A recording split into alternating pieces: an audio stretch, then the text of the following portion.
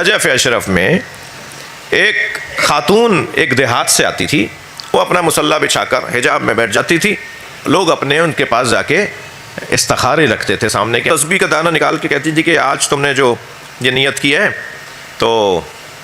تم یہ جو مچھلی کا کاروبار کرنا چاہتے ہو، اب اس نے کچھ نہیں بتایا کہ میں مچھلی کا کوئی کاروبار کرنا چاہ رہا ہوں یا مثال کے طور پہ میرا کوئی تعلق، ہاں وہ تسبیح کا دانہ پکڑ کے کہتی تھی تم نے جو نیت کی ہے نا کہ تم مچھلی کا کاروبار کرنا چاہتے ہو، مچھلی کے کاروبار میں تمہیں یہ فائدہ ہوگا، تمہارے لیے بہت اچھا ہے، بس ان باتوں کا خیال رکھنا مچھلی کا۔ اب وہ سوچ رہا ہے میں نے کب بتایا نہیں، مگر اسے پتا ہے کہ میں نے نیت یہ کی تھی۔ ایسے ہی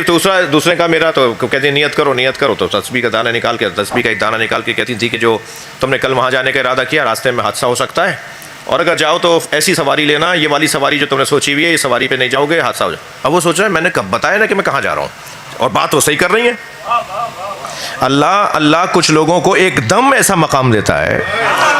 کہ پھر وہ یہ منظر دکھا رہے ہوتے ہیں۔ تو آیت اللہ مرتضیٰ کشمیری نے کہا، آیت اللہ مرتضیٰ کشمیری نے فرمایا مجھے بتاؤ یہ مقام کیسے ملا؟ کہ تمہارا مقام خود بلند ہے اس لیے تمہیں تنہائی میں بتاؤں گی۔ اب مجمع دور کھڑا ہے، یہ قریب بیٹھے ہوئے سن رہے ہیں، کیا سن رہے ہیں؟ کہتے ہیں کہ میں ایک ناسبی کی زوجہ تھی، ایک ناسبی کی زوجہ تھی،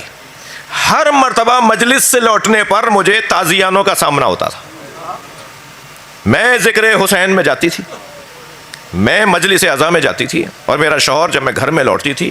تو مجھے تازیانے کوڑے مارتا تھا اور کہتا تھا کہ تم کیوں گئی ہو مجلس میں، اور میں باز نہیں آ سکتی تھی اس لیے کہ میں ذکر حسین کو کیسے چھوڑ دوں۔ کہ جتنا میرا علم تھا، جتنی میری معرفت تھی، جتنا میری سوچ سمجھ تھی، جتنی میں پڑھی لکھی تھی، میں یہ سمجھتی تھی کہ میں ذکر حسین کو نہیں چھوڑ سکتی،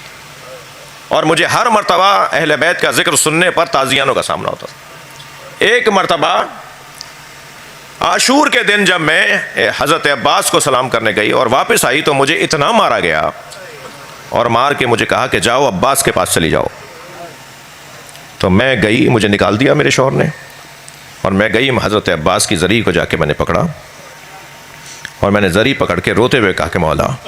آپ کی خاطر مجھے مارا جاتا ہے، میں آپ کو چھوڑنا نہیں چاہتی، اب میرے لیے کوئی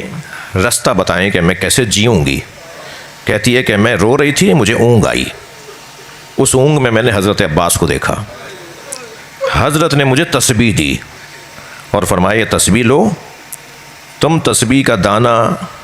پکڑو گی، لوگی ہاتھ میں، ہم تمہارے ذہن میں خیال ڈالیں گے، وہ وہی ہوگا جو سامنے والا سوچ رہا ہوگا۔